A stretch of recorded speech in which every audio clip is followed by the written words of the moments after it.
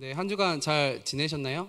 네, 날씨가 많이 무더워졌습니다. 그죠? 햇빛이 많이 뜨거운 것 같아요. 새벽기도 매일마다 나고 있는데 아침 새벽에는 추운데 낮에는 많이 더워지고 에어컨도 이제 점점 필요한 시간이 이렇게 가는 것 같아요.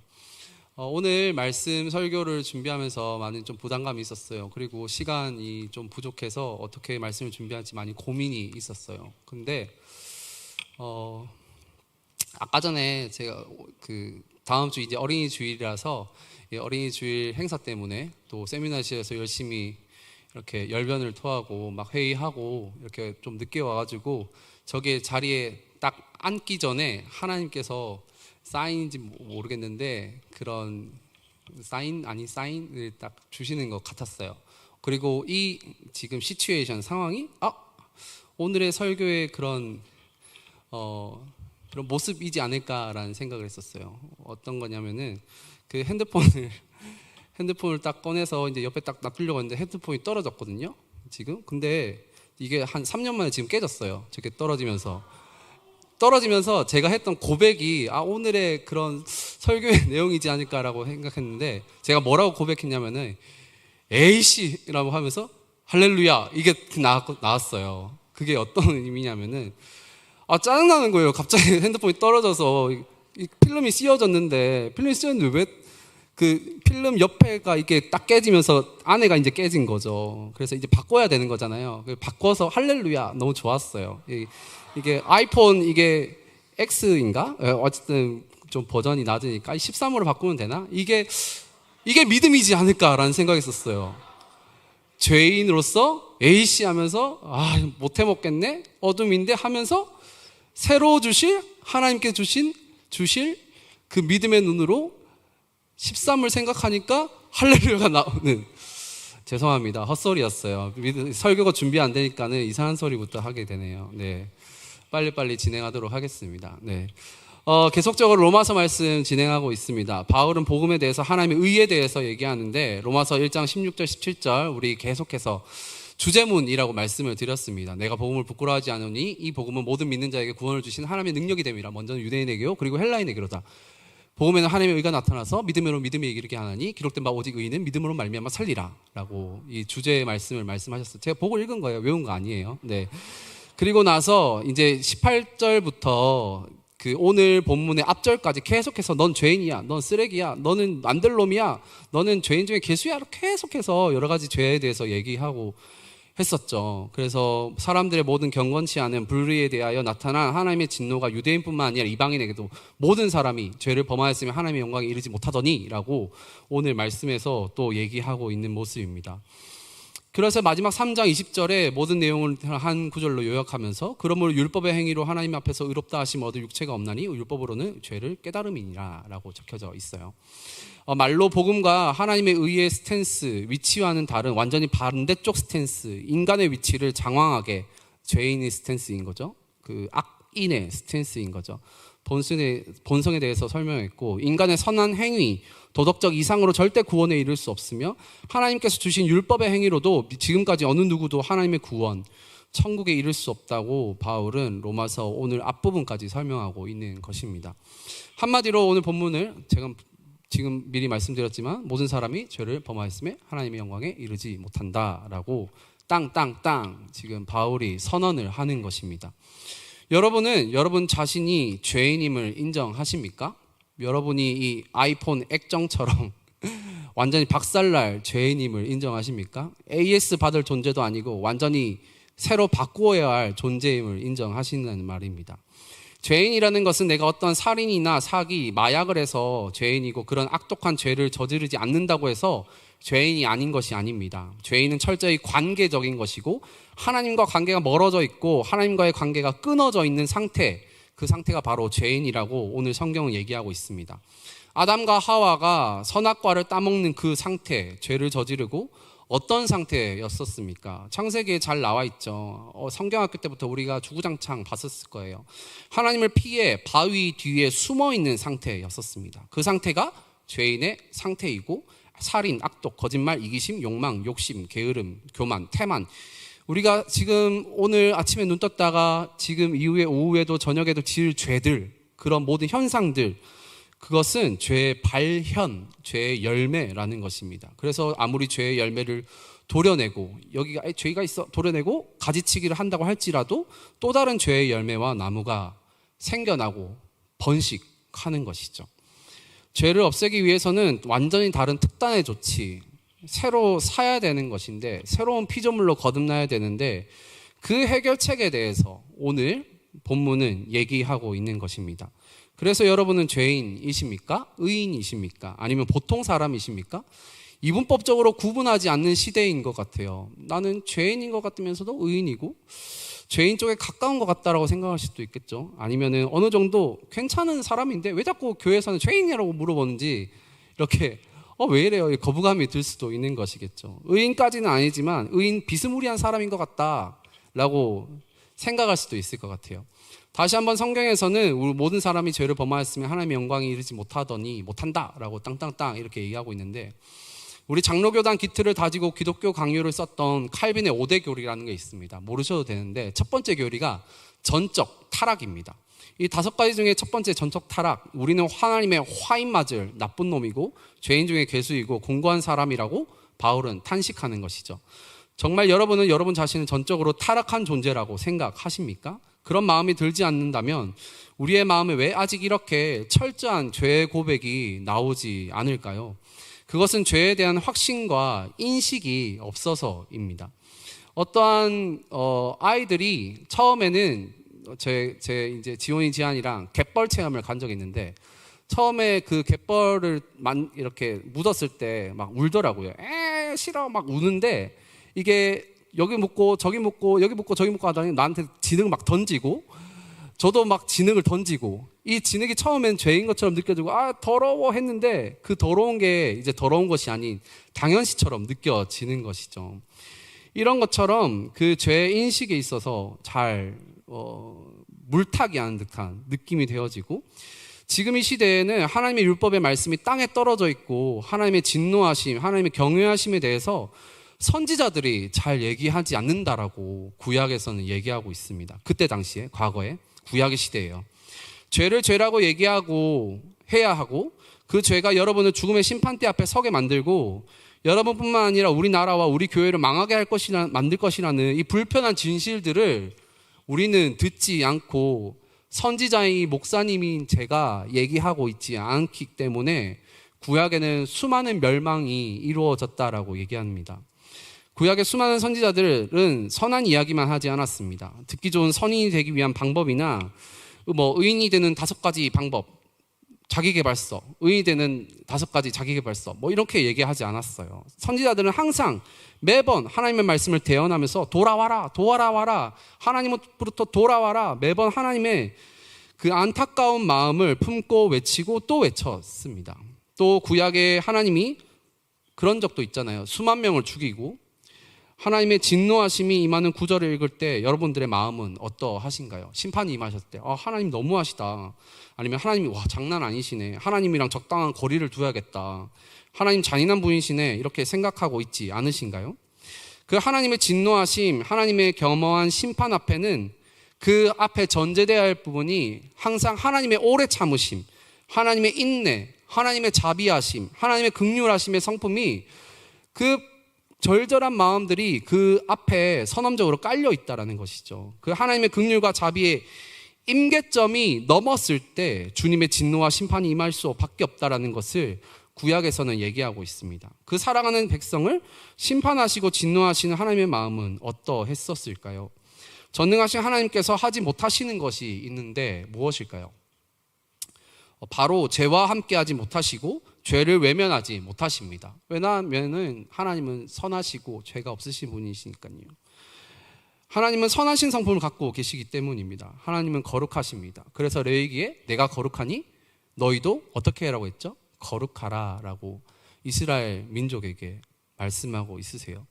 그렇다면 다시 돌아와서, 그렇다면 이 선하시고 거룩하신 하나님께서 구약에 왜 이스라엘 백성들을 망하게 하시고 남유다를 멸망시키고 바벨론 포로로 이끌었는지를 한번 살펴봤으면 좋겠어요. 예레미야 5장 1절 말씀인데요. 준비되어 있나요? 이렇게 적혀져 있어요. 너희는 예루살렘 거리로 빨리 다니며 그 넓은 거리에서 찾아보고 알라. 너희가 만일 정의를 행하며 진리를 구하는 자를 단 한 사람, only one을 찾으면 내가 이 성읍을 용서하리라 라고 하나님께서 예레미야를 통하여 남유다 백성들에게 말하고 있어요. 근데 이 한 사람을 예레미야나 하나님께서 찾지 못하신 것이죠. 하나님께서 참고 참으셨는데 그 진노의 임계점까지 왔는데도 한 사람도 하나님 내가 죄송합니다. 하나님 내가 주님을 찾겠습니다. 주님의 정의를 행하겠습니다라고 하는 사람이 단 한 사람도 없던 것이죠. 그래서 바벨론에게 멸망당한 것입니다. 소돔과 고모라 사건 때도 마찬가지입니다. 아브라함을 통해 가지고 의인 10명, 5명, 1명 계속 내려갔는데도 못 찾은 것이죠. 하나님께서는 이스라엘 백성들에게 끊임없이 돌아와라, 거룩한 나라인 너의 본래 모습으로 회복하라 말씀하시지만 이스라엘 백성들은 한 사람도 여지없이 빠짐없이 전적 타락, 모두 타락하는 상황이 벌어집니다. 이 전적 타락, 모두 타락하는 모습이 예레미야 5장 31절 말씀인데요. 자막에 준비되어 있나요? 우리 함께 읽어보실까요? 시작. 선지자들은 거짓을 예언하며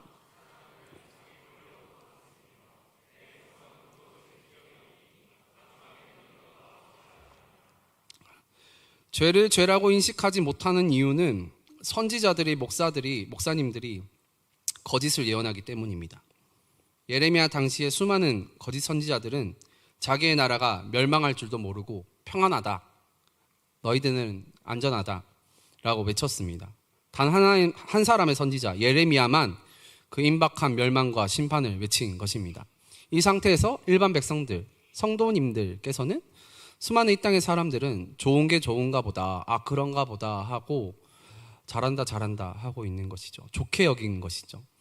임박한 진노로서의 죄악이 관영하게 된 것은 백성들을 인지하지 못한 상태이고 하나님의 진노와 심판을 민감하게 깨닫지 못하고 죄를 인식하지 못하는 가장 큰 책무와 책임은 저에게 있는 것이죠.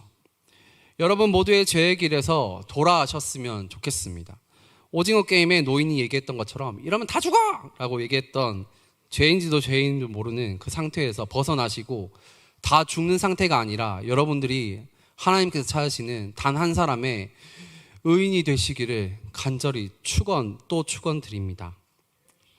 그 죄와 타협하면서 나 자신에게 시선이 고정되어 있는 상태에서 이 시선을 하나님께 올려드림으로 말미암아 주님을 찾으시고 그 십자가 앞에 다시 한 번 더 겸허히 서시는 이 예배 시간 되시기 바랍니다. 하나님께서는 우리가 죄인의 모습으로 하나님께 어찌할꼬 하는 모습으로 나오길 기다리고 계십니다.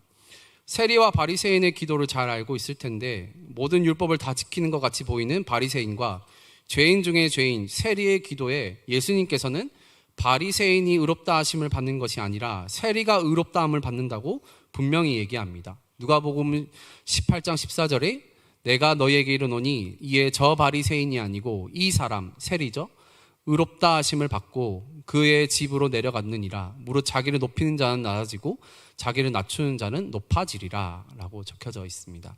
비록 죄악투성이지만 세리처럼 주님께 겸손히 낮아지고 주님께 기도하시는 청년들 되시기를 축복합니다. 13절, 그렇다면 세리의 모습은 어떤 모습일까요? 세리는 멀리 서서 감히 눈을 들어서 하늘을 쳐다보지도 못하고 다만 가슴을 치며 이르되 하나님이여 나를 불쌍히 여기소서 나는 죄인이로도소이다 하였느니라 라고 고백합니다. 저를 따라서 고백하실까요? 하나님이여 불쌍히 여기소서 나는 죄인이로소이다. 이 죄인의 마음을 하나님께서는 오래 참으시고 인내하시고 기다리시고 또 기다리십니다. 그 진노의 임계점이 내려오기 전에, 심판이 오기 전에 하나님의 의를 행하며 주님께서 구원의 길을, 의인으로 칭함받는 오직 한 길을 우리에게 오늘 본문에서 소개하고 있습니다. 율법이라는 것은 병원에서 나오는 진단서와 같다라고 어저께 성경 공부할 때 야곱 공동체에는 말씀드렸어요.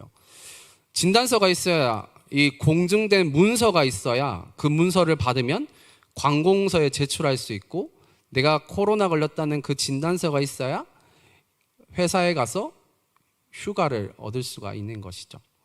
그런 것처럼 이 다른 곳에 증명하는 데 효력이 있는 문서가 진단서라고 할 수가 있겠죠. 그 진단서가 율법입니다. 내가 아무리 머리가 아프고 배가 아프다고 할지라도 그 진단서가 없으면 다른 사람들에게 증명할 방법이 없는 것이죠. 공인된 증서가 아니기 때문에. 그 진단서를 끊어주는 사람은 누구입니까? 바로 의사 선생님이십니다. 너무 쉬운 질문이죠. 의학을 전문적으로 공부하고 의사 시험을 통과한 후 전문 의를 딴 그분께서 나에게 이러한 병이 있다, 그래서 어떠한 것이 필요하다, 땅땅땅 선포해 주는 것입니다. 율법이 마찬가지입니다. 너는 너의 느낌과 생각으로 그 병이 중한지 경한지 심각한 병인지 아니면은 뭐 아픈 병인지를 생각할 수 있지만 너가 생각하는 것보다 더 큰 병이야 라고 율법이 우리에게 말하고 있는 것이죠. 넌 불치의 병에 걸렸어, 넌 암이야, 말기암 환자야, 임박한 진노가 내릴 것이야. 율법은 오늘 우리에게 이렇게 얘기하고 있는 것입니다. 그렇다면 그 진단서 가지고 이렇게 내가 어떤 상태인지를, 죄를 깨닫는 상태인지를 알 수 있지만 할 수 없는 것이 있는데요. 바로 그것입니다. 그것은 바로 그 병을 치료할 수는 없는 것이죠. 아무리 건강검진을 몇백만 원, 몇천만 원 드린다고 해도 그 병을 알게 될 뿐이지 그 병을 실제적으로 고치는 것은 또 다른 다음 차원의 문제이지 않겠습니까? 어떤 사람이 있는데 진단서만 가지고 내 병이 다 나았어 라고 얘기하는 사람은 약간 미친 사람인 것이죠. 율법과 복음의 도식에서도 마찬가지입니다. 오늘 본문에서 하나님의 의를 나타내 보이시려고 처방전인 것이죠. 율법과 선지자들에게 증거를 받는다는 것은 구약을 의미하고 있고 1절 말씀에 구약부터 신약, 십자가의 죽음과 부활의 사건까지 하나님께서는 신실하게 하나님의 언약의 말씀으로, 치유의 복음의 말씀으로 메시아 예수님께서 이 땅에 오시고 구원하실 것을, 나를 치료해 주시고 구원해 주실 것을 믿음으로 말미암아라는 엄청나고 완벽하며 도저히 갚을 수 없는 치료제를 우리에게 주신 것입니다. 이 치료제는 약국에서 파는 5,000원이나 10,000원짜리 감기약 정도로 그냥 나의 바이러스를 없애는 것이 아니라 그저 콧물을 없애버리고 그냥 기침을 없애주게 하는 현상의 치료의 문제가 아니라 여러분들이 생각하는 그 몇백억 이상의 최대 치료 비용이 오늘 24절, 25절에 나오는 그리스도 예수 안에 있는 속량이라는 단어가 나오고, 그리고 그 다음에 그의 피라는 단어가 이 치료제, 우리의 구원제라고 할 수가 있습니다. 그 병을 고칠 돈이 여러분들에게 있으십니까? 이 땅에 그 어떤 억만장자라고 할지라도, 그 어떤 권력자라고 할지라도 이러한 예수 그리스도 십자가의 피와 속량과 같은 돈과 능력을 가진 사람은 없을 것입니다. 그래서 그 속량과 피를 바울은 24절에 무엇이라고 적혀져 있냐면은 하나님의 은혜라는 표현으로 바울은 얘기하는 것입니다. 은혜란 무엇일까요? 어제 야곱 리더십들에게 얘기했는데 은혜를 4가지 정도로 설명을 할 수가 있습니다. 어려운 단어인데요. 처음에 단어를 정의하는 부분은 모르셔도 돼요. 첫 번째로는 비상응성이라고 했는데, 은혜로 주어지는 것이 받는 사람의 자격이나 가치에 상응하지 않는다는 뜻입니다. 은혜로 주어지는 것이 내가 어떠한 받을 만한 자격이나 가치에 상응하지 않는다는 것이죠. 그러니까 어제 그 예를 들었는데, 지민이가 어제 2월 달에 졸업식 때 상을 받았잖아요. 그 상을 받는데 지민이가 잘해서 상을 받은 거겠죠. 못해서 상을 받지는 않잖아요. 근데 그것은 은혜는 아니라는 거죠. 예, 은혜일 수도 있겠죠. 은혜일 수도 있겠지만 어쨌든 은혜의 개념, 그 원리 자체로서는 그것을 받을 만하기 때문에 받는 거죠. 제가 받을 만한 건, 제가 간다면은 이 사람 왜 왔어? 조금만해 이렇게 되겠죠. 근데 하나님의 은혜는 그런 것과 상관없이 모든 사람에게 그 가치와 자격과 상관없이 하나님께서 은혜를 주신다는 것입니다. 둘째로는 선행성이라고 되어 있는데, 하나님께서 먼저 선언적으로 구원의 선물을 일방적으로 내가 어떠함에도 불구하고 주셨다라는 것이죠. 그리고 세 번째는 충만성이라고 되어 있는데, 아낌없이 풍성하게 차고 넘치도록 하나님께서 은혜를 주셨다라는 것입니다. 네 번째로 효과성인데, 그 은혜 받은 사람을 변화시킨다는 것이죠. 내가 은혜 받은 사람인가라고 리트머스 종이처럼 이렇게 대비했을 때 우리의 삶이 변화되는 모습이 있느냐 없느냐를 봤어? 내가 은혜 받는 사람인가? 은혜 받지 않는 사람인가를 알 수가 있습니다. 여러분, 그렇다면 이 하나님의 은혜를 받으셨습니까? 이처럼 은혜는 받을 자격과 가치가 없는 곤고하고 죄인 중에 괴수인 나에게 일방적으로 차고 넘치도록 하나님이 나에게 주셔서 나를 변화시켜 주시는 하나님의 선물이다라고 할 수가 있습니다.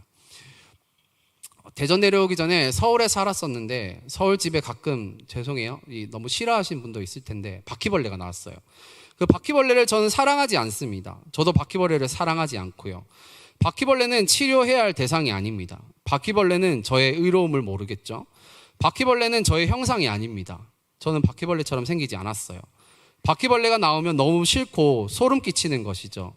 그렇게 생각하는 사람이 있을 수도 있겠죠. 네. 그런데 하나님께서는 바퀴벌레와 같은 나를 구원해 주시고 죄인이지만 의롭다 선포해 주시고 나와 다시 관계를 회복시키시기 위하여 이 땅에 예수님께서 친히 성신으로 인간의 모습으로 내려오셔서 예수님께서 친히 우시고 밥 먹으시고 웃으시고 땀 흘리시고 마지막에 십자가의 고통을 감내하시고 피 한 방울까지 다 흘리시며 죽으시고 부활하신 것입니다.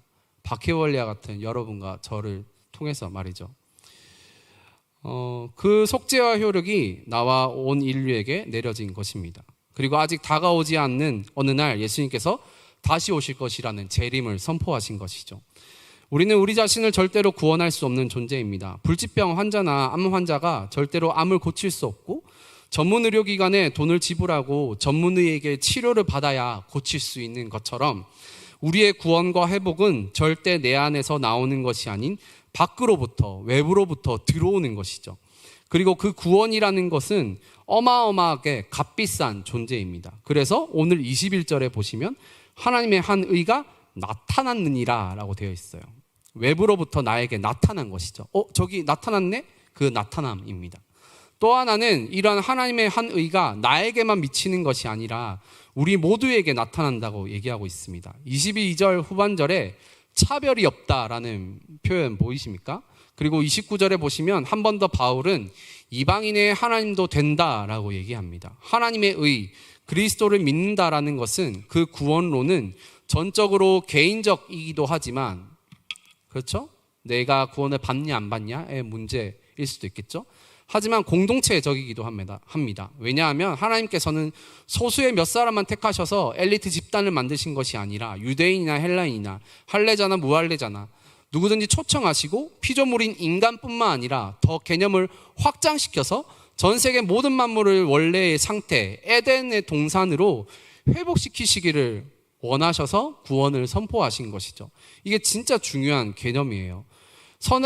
선악과 죄악으로 인하여 퇴출되고 쫓겨났던 첫 아담이지만 둘째 아담이신 예수 그리스도로 말미암아 이 땅에 무너졌던 에덴 동산이 회복되는 것, 그 역사가 시온, 즉 새 예루살렘이라는 표현으로 요한계시록에 등장하고 우리에게 지금 당면한 과제이고 사명이고 소명이라는 것이죠.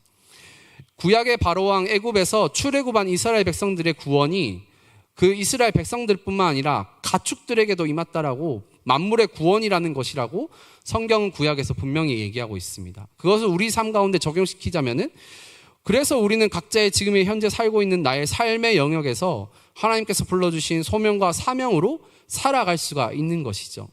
그저 죽어서 가는 천국의 개념으로 내가 천국행 티켓을 얻기 위해서 부단히 노력하여서 이 예배에 온 것이 아니라 이 하나님 나라가 이 땅 가운데 만물의 소생키 되는 그 새 에덴을 꿈꾸며 나아가기 위해서, 하나님의 나라가 이 땅 가운데 도래함을 위해서 각자의 영역에서 지금 열심히 살아가고 연구하고 공부하고 있는 것입니다. 그래서 과학도는 이 땅에서 하나님의 나라가 회복되는 연구를 해야 하며, 경제인은 이 땅에서 하나님의 나라가 임하는 이윤 추구를 해야 합니다. 법조인은 이 땅에서 하나님의 공의와 정의가 강물같이 흐르는 것을 회복시키기 위해서 부단히 노력해야 하며, 정치인은 이 땅에서 자유와 평등이 함께 나아가며 하나님을 경외하는 나라를 만들도록 지혜와 능력을 쏟아 부어야 하는 것이죠. 여러분은 지금 각자 다양한 직업을 갖추고 있고 은사를 하나님께서 허락하셨는데, 그 각양 다른 은사와 능력으로 차별이 없는 하나님의 의로우심을 이 땅에 나타내시는 청년 대학부 한 분 한 분이 되시기를 바랍니다. 그때 우리에게 새 예루살렘, 시온, 하나님의 나라가 이 땅에 임하며 마라나타 주님께서 다시 오실 것입니다. 이것을 진정으로 바라십니까? 하나님의 나라는 사자와 어린 양이 함께 뛰노는 나라입니다. 독사의 굴에 어린 아기가 아무런 두려움 없이 손을 넣어도 다치지 않는 나라인 것이죠. 이 땅에서 하나님의 나라를 볼 자가 있다라고 예수님께서는 분명히 말씀하셨습니다. 여러분이 어느 곳에 있든지 그 자리가 하나님께서 거하시는 차별이 없는 하나님의 나라가 되시기를 주님의 이름으로 축복합니다. 마지막으로 하나님의 의는 자랑하는 것이 아니라고 되어 있는데 우리 27절 말씀 함께 읽어 보실까요? 네, 시작. 그런즉 자랑할 때가 어디 있느냐?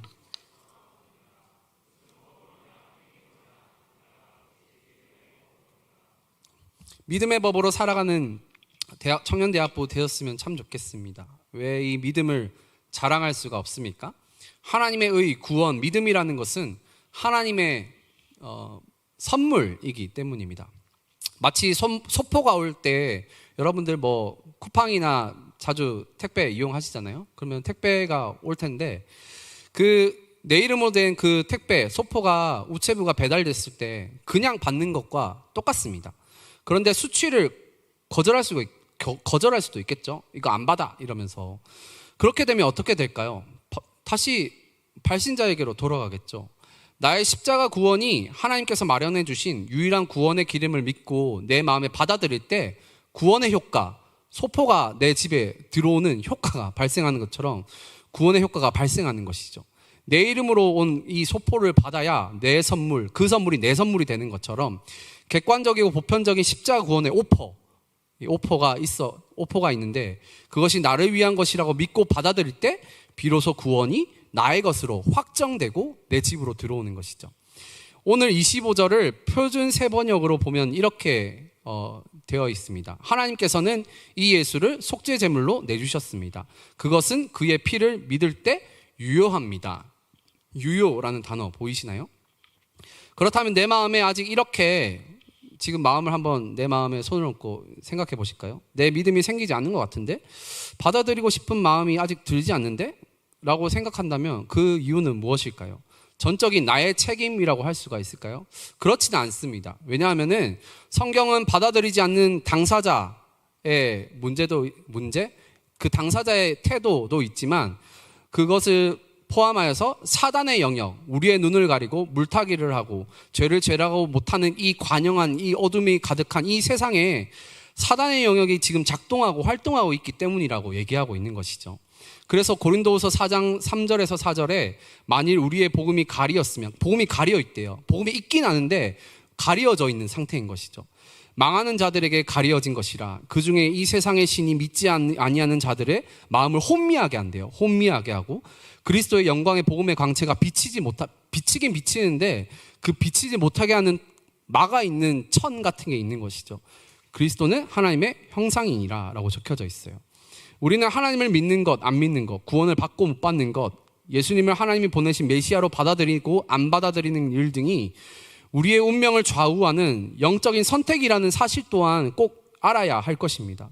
우리가 사는 이 세상은 눈에 보이지 않는 영적인 실체가 다스리는 곳이시며 오늘 지금 하루도 그리고 이 예배를 나간 삶의 영역에서도 이 보이지 않는 영적 전투가 있는 것이죠.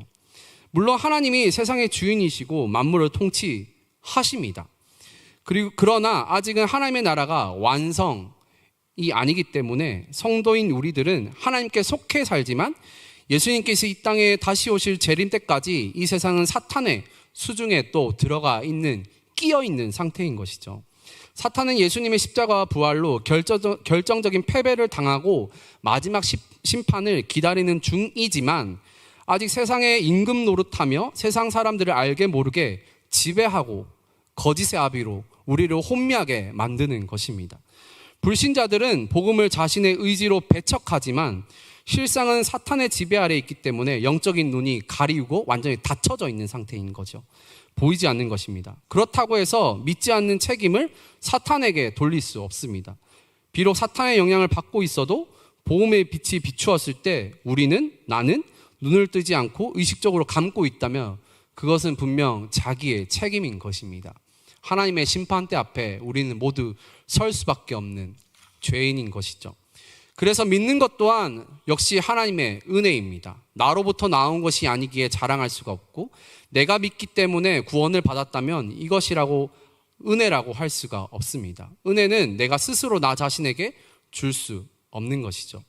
구원하는 믿음은 하나님의 말씀이 참되다는 것을 확신하고 그분의 약속을 신뢰하는 것입니다. 이 확신과 신뢰가 번갈아가면서 왔다 갔다 하는 거예요. 그래서 믿음의 주체는 예수님과 동시에 나 자신인 것입니다. 그러나 믿음의 근원을 따진다면 믿음은 하나님이 주시는 은혜의 선물이기 때문에, 믿음이 은혜에 주어진 것이기 때문에 하나님의 선물이라고 할 수 있겠죠. 어떤 의미에서의 믿음은 하나님이 주신 것일까요? 하나님은 창세전에 그리스도 안에서 흠없는 한 백성을 택하셨고 하나님의 나라의 자녀가 되도록 그들을 그리스도의 피로써 구원하기로 예정하셨습니다. 그런데 하나님의 나라의 백성이 되려면 우선 복음의 진리를 인식하고 그 필요성을 느껴야 하는데, 이것은 타락한 인간이 스스로 할 수 없는 것이죠. 아담의 후손은 하나님과 적대의 관계가 되었고 선악과로 말미암아 이러한 관계 속에서 성령께서 복음의 진리를 대항하는 어둡고 완고한 마음을 부드럽게 하여 그리스도와의 그 복음을 받아들이도록 인도하는 것입니다. 에스겔 선지자는 그리스도가 오시는 메시아 시대에 이런 일이 일어날 것이라고 예언했었습니다. 또 새 영을 너희에게 두고 새 마음을 너희에게 주되 너희 육신에서 굳은 마음을 제거하고 부드러운 마음을 줄 것이며 라고 적혀져 있어요. 이 하나님을 바라보지 못하는 것, 하나님께 나아가지 못하는 것을 굳은 마음, 구약에서는 목이 곧은 백성, 완고함, 고집이라고 얘기합니다. 아까 율법과 복음을 진단서와 그 치유의 관계에 대해서 비유했는데 한 가지만 또 비유하도록 하겠습니다.